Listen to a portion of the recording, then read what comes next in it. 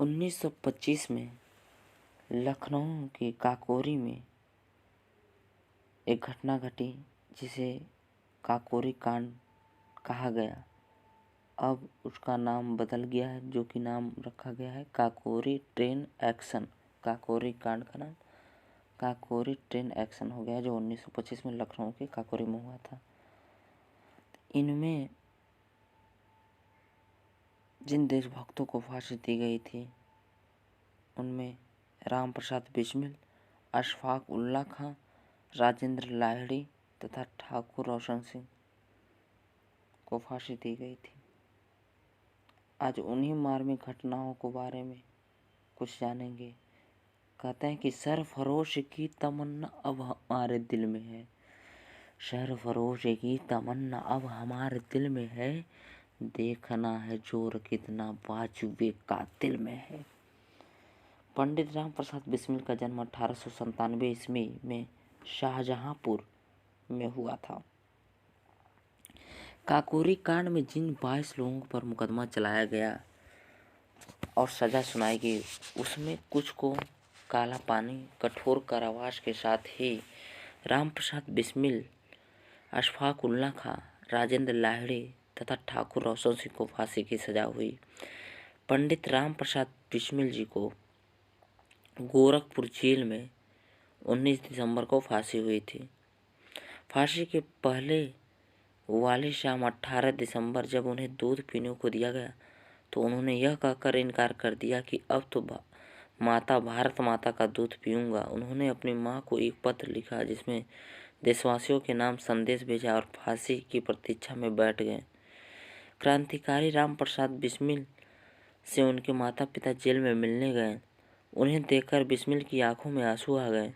उनकी आंखों में आंसू देखकर मां ने कहा, यह क्या तुम्हारा इंकलाब खत्म हो गया? मेरे बेटे से अंग्रेज सरकार कांपती थी, इसलिए मैं गर्व से सिर उठाकर चलती थी, पर फांसी की सजा सुनकर तुम बच्चों की तरह रो रहे हो।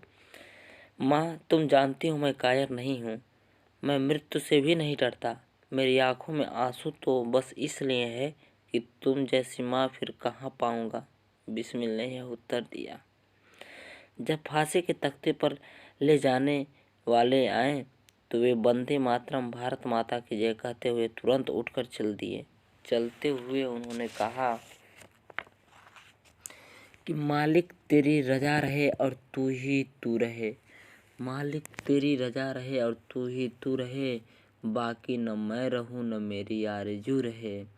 जब तक कि तन में जान है, जब तक कि तन में जान है, रंगों में लहू रहे, तेरा ही जिक्र यार तेरी जुस्तजू रहे। फांसी के तख्ते पर खड़े होकर आपने कहा, मैं ब्रिटिश साम्राज्य का पतन चाहता हूँ। फिर उन्होंने एक शेर पढ़ा, अब न अहले वलवले हैं और न आसमानों की भीड़, अब न अहले वलवले हैं और न अरमानों की भीड़, एक मिट जाने की हसरत अब दिले बिस्मिल में है, एक मिट जाने की हसरत अब दिले बिस्मिल में है। इसके बाद प्रार्थना कर मंत्रों का जाप करते हुए गोरखपुर के जेल में वे फांसी के फंदे पर झूल गए। इसके बाद अशफाक उल्लाह खां एक कवि भी थे। फांसी के कुछ समय घंटे पूर्व ही उन्होंने यह लिखा कि कुछ आरजू नहीं है आरजू तो बस यह, कि कुछ आरजू नहीं है आरजू तो बस यह, रख दे कोई जरा सी खाके वतन कफन में। ऐसे देशभक्त थे जो शहीद हुए अपनी मातृभूमि के लिए। अशफाक उल्लाह खां, सराहनीय नाम। अशफाक उल्लाह खां को अयोध्या फैजाबाद जिले में 19 दिसंबर को फांसी हुई। वे बहुत खुशी के साथ कुरान शरीफ का बस्ता कंधे से टांगे हाजियों की भांति कलमा पढ़ते फांसी के तख्ते के पास गए। तख्ते को चूमा और लोगों से कहा, मेरे हाथ इंसानी खून से कभी नहीं रंगे, मेरे ऊपर जो इल्ज़ाम लगाया गया है वो गलत है, खुदा के यहाँ मेरा इंसाफ होगा। इसके बाद उनके गले में फंदा पड़ा और खुदा का नाम लेते हुए वह इस दुनिया से कूच कर गए।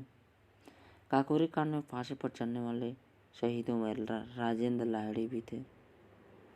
राजेंद्र लाहिड़ी को 17 दिसंबर 1927 को राजेंद्र लाहिड़ी जी को 17 दिसंबर 1927 को गोंडा जेल में फांसी दी गई। 14 दिसंबर को उनके द्वारा लिखे गए पत्र का अंश मैं आप लोगों को सुना रहा हूँ। देश की बलिवेदी को हमारे रक्त की आवश्यकता है। मृत्यु क्या है? जीवन की दूसरी दिशा के अतिरिक्त और कुछ नहीं। इसलिए मनुष्य मृत्यु से दुख और भय क्यों माने? यह उतनी ही स्वाभाविक अवस्था है जितना प्रातःकालीन सूर्य का उदय होना। यदि यह सच है कि इतिहास पलट खाया करता है, तो मैं समझता हूँ कि हमारी मृत्यु व्यर्थ न जाएगी। सबको मेरा नमस्कार, अंतिम नमस्कार। आंखें भर जाती है। क्रांतिकारी रोशन सिंह को फांसी होने का अंदेशा किसी को नहीं था, परंतु फांसी की सजा सुनकर भी इन्होंने जिस धैर्य, साहस और शौर्य का प्रदर्शन किया, उसे देखकर सभी दंग रह गए। फांसी के 6 दिन पहले इन्होंने अपने मित्र को पत्र में लिखा, मेरी मौत किसी प्रकार का अफसोस करने लायक नहीं है। मेरा पूरा विश्वास है कि दुनिया की कष्ट भरी यात्रा को समाप्त करके मैं अब आराम की जिंदगी के लिए जा रहा हूँ।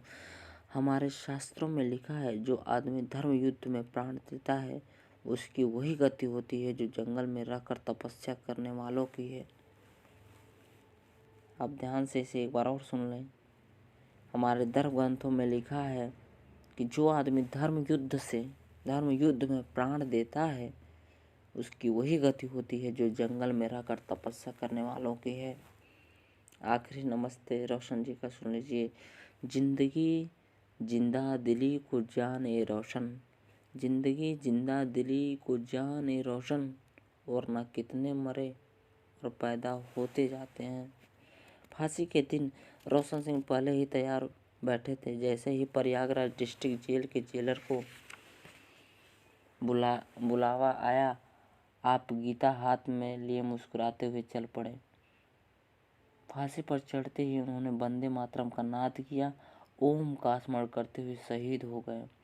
हमारे देश के शहीद भारत के आकाश में देश प्रेम, बलिदान एवं क्रांति के ऐसे नक्षत्र हैं जो सदियों तक हमारा मार्गदर्शन करते रहेंगे, नित्य नव उत्साह का संचार करते रहेंगे।